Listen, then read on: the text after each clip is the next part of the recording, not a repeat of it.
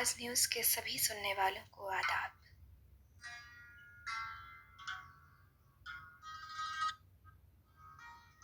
بچپن ہی سے پہاڑوں نے ہم انسانوں کو سحر زدہ کر رکھا ہے۔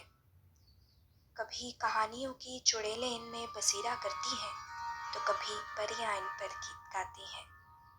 کبھی یہ کوہکاف ہوتے ہیں، کبھی پرستان۔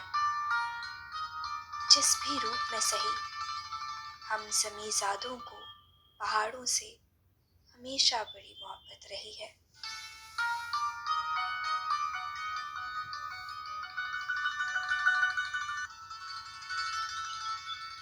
کبھی یہ پہاڑ ہمیں ہیبت زدہ کر دیتے ہیں تو کبھی ان کی دلکشی ہمیں میلوں دور سے ان کی جانب لے جاتی ہے۔ جس طرح حیات کے ہر شعبے میں قدرت کو لازمی دخل ہے، اسی طرح ان بلند و بالا چوٹیوں کو بھی ہمارے مذاہب سے بڑا واسطہ رہا ہے۔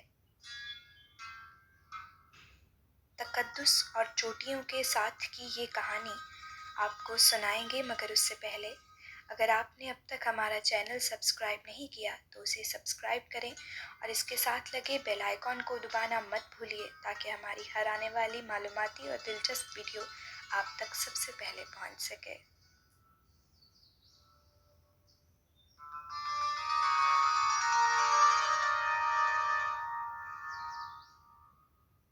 خوبصورت بلند و بالا پہاڑ، مقدس پہاڑ۔ آسمانوں میں رہنے والے رب تعالیٰ سے ہماری نسبت یہ کہیں قریب ہے شاید۔ یہی وجہ ہے کہ انسان کو ہمیشہ سے پہاڑ قرب یزداں کا راستہ لگتے ہیں۔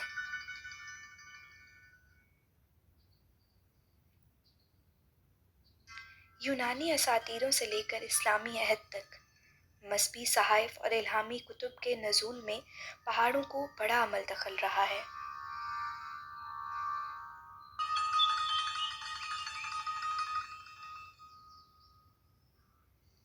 یہ پہاڑی سلسلے نہ صرف اپنے مسحور کر دینے والے نظاروں اور مدہوش کر دینے والی خوبصورتی کے پیش نظر مشہور ہیں، بلکہ اپنی مذہبی اہمیت کے تناظر میں بھی ایک الگ مقام کے حامل ہیں۔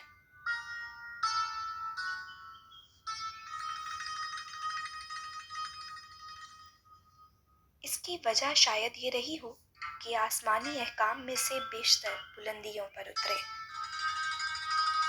حضرت موسیٰ علیہ السلام نے اپنے وعظ کے لیے ایک پہاڑی کو پسند کیا، اور ہمارے محبوب سرکار دو عالم حضرت محمد مصطفیٰ صلی اللہ علیہ وآلہ وسلم بھی جبل نور کی چوٹی پر پوشیدہ غار حرا میں مقیم ہوئے۔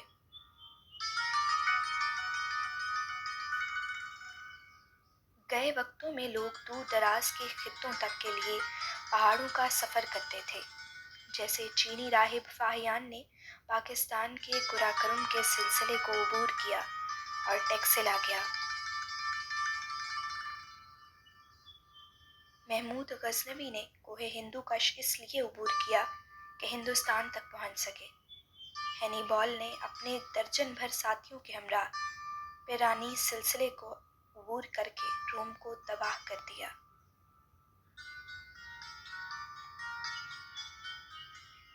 دیو ہیکل پہاڑ انسان کے لیے حیرت اور دلچسپی کا باعث رہے ہیں۔ ابتدائی دور کی تہذیبوں کا انسان کم علمی کے باعث ان سے خوفزدہ رہتا تھا، لیکن آج وہ انہی پہاڑوں کے سینے میں کیلیں ٹھونک کر چوٹیاں سر کر رہا ہے۔ پچھلے وقتوں میں بھی لوگ ان کی پوجا کیا کرتے تھے، انہیں مقدس سمجھا کرتے تھے۔ ان کا عقیدہ تھا کہ اگر وہ ان کا احترام نہیں کریں گے تو ان پر دیوتاؤں کا قہر نازل ہو سکتا ہے۔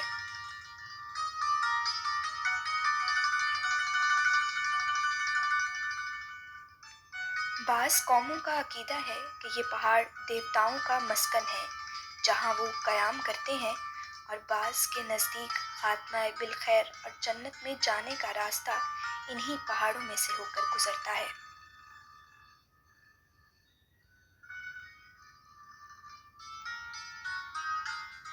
خوف، اعتماد اور امید کے ملے جلے جذبات کے ساتھ صدیوں سے ان پہاڑوں کو مقدس سمجھا جاتا رہا ہے۔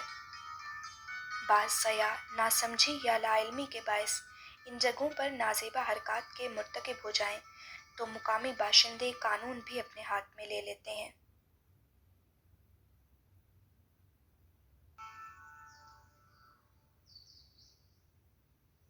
हज़रत आदम अलैहिस्सलाम की चोटी एडम्स पीक श्रीलंका के दारुल हुकूमत कोलंबो से 40 मील जनूब मशरिक में वाक़ है। ये चोटी 7,630 फुट बुलंद है। पहाड़ी चोटी पर राह हमवार है, जिस पर 5 फुट 4 इंच लंबा और 16 इंच चौड़ा इंसानी पाँव नक्श है। हिंदू मत में इसे शिवाजी, जबकि मुसलमान आदम अलैहिस्सलाम का नक्शे पा ख्याल करते हैं। यूं तो इस बात का तारीखी सबूत नाकैद है कि हज़रत आदम अलैहिस्सलाम और बीबी हवा जन्नत से निकाले जाने के बाद जब दुनिया में उतारे गए तो वह जगह सेलोन श्रीलंका ही थी।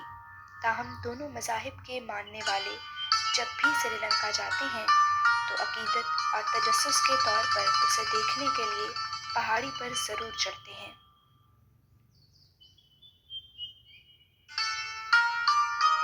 हुकूमत ने सयाहों की दिलचस्पी देखते हुए और सहूलत के पेश नज़र पहाड़ी की चोटी तक ज़ीने बना दिए हैं। यहाँ भी लोग दुआएं मांगते हैं। खालिक़े कायनात को जिस आन और जिस जगह से पुकारा जाए वहाँ से दुआ लाज़मन कबूल हो सकती है।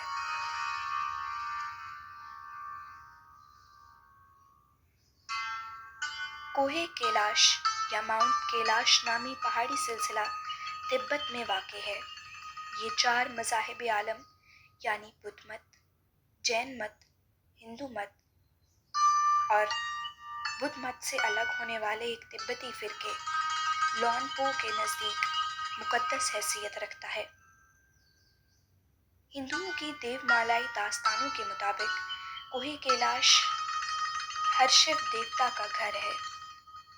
लोगों का अकीदा है कि इस पहाड़ में माफ़ौकुल फितरत ताकतें हैं जिनके ज़रिए कोई भी शख्स अपनी उम्र भर के गुनाह धो सकता है। जैन मत के नज़दीक इस पहाड़ पर इनके रूहानी पेशवा को निर्वाण मिला था। लूनपो फ़िरके के नज़दीक इस पहाड़ पर हवा की देवी बसेरा करती है। कोहे कैलाश की ऊंचाई करीबन 6,638 मीटर है। इस पहाड़ की मज़हबी हैसियत की वजह से इसे आज तक किसी कोहपेमा ने सर नहीं किया।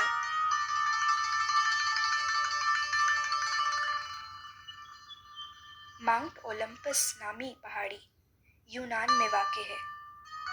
इसकी ऊंचाई 2,919 यानी 9,570 फुट है। ये यूनान के दूसरे बड़े शहर सालोनिका से 100 किलोमीटर के फासले पर है।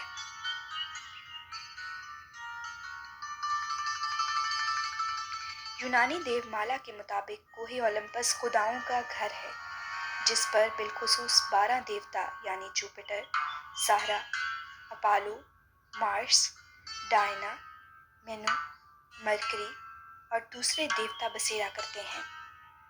आज भी कदामत परस्त यूनानी इस पहाड़ को एहतराम की नज़र से देखते हैं।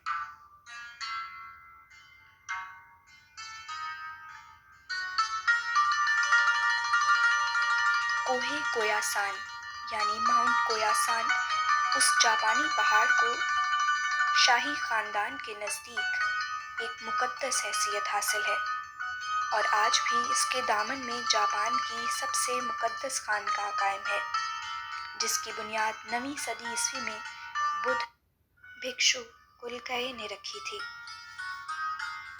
कहते हैं कि हर बुद्ध रूहानी रहनुमा होने के साथ साथ शायर, मुसव्विर और इंजीनियर भी थे। ये बुद्ध अपने नाम की बजाय कोबुडाशी के नाम से ज़्यादा मारूफ हैं। जापानी सकाफत के इब्तदाई खदोखाल वाज़े करने में इसका ख़ास अमल दखल था। जापानी बुद्धों का अकीदा है कि बुदाशी आज भी जिंदा है और बुद्धा के साथ मिलकर भटके हुए लोगों को सीधी राह दिखाता है। इसलिए इसके अकीदतमंद ख्वाहिश करते हैं कि मरने के बाद इन्हें इस खानका के करीब ही दफनाया जाए।